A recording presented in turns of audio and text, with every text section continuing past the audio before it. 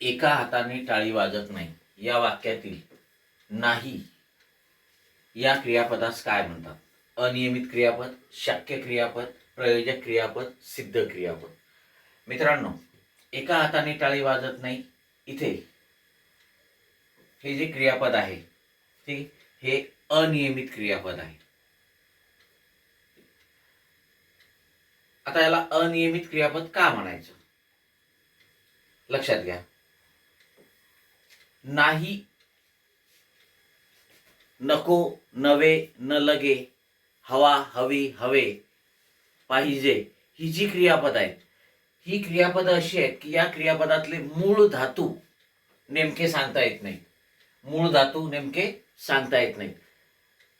तसंच या क्रियापदांना काळाचे आणि अर्थाचे नियम लागू पडत नाहीत.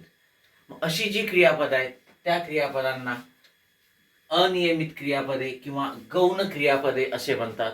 आणि ही गौण क्रियापदे संयुक्त क्रियापदामध्ये सहाय्यक क्रियापद म्हणून वापरली जातात. ठीक, यांना दुसरं नाव काय? गौण क्रियापद आणि अनियमित क्रियापद. संयुक्त क्रियापद आहे ऍक्च्युअली, हे वाजत नाही. ठीक आहे, पण हे नाही सहाय्यक क्रियापद जे आहे ना, हे सहाय्यक क्रियापद गौण क्रियापद म्हणून वापरलं जाते आणि ते संयुक्त क्रियापदामध्ये धातू साधिता सोबत येत असते. ओके, मग लक्षात ठेवा की याला काय म्हणायचं? अनियमित क्रियापद.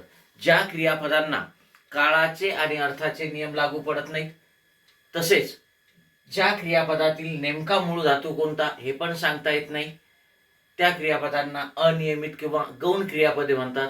आणि ही अनियमित किंवा गौण क्रियापदे संयुक्त वाक्यामध्ये ठीक आहे सहाय्यक क्रियापद म्हणून वापरली जातात. ओके, किंवा ती सिंगलही येतात बरं का, पण संयुक्त क्रियापदामध्ये सुद्धा सहाय्यक क्रियापदाच्या जी वापरली असतात ती बहुधा ठीक आहे काय असतात? गौण किंवा अनियमित क्रियापदे असतात. Okay, yes.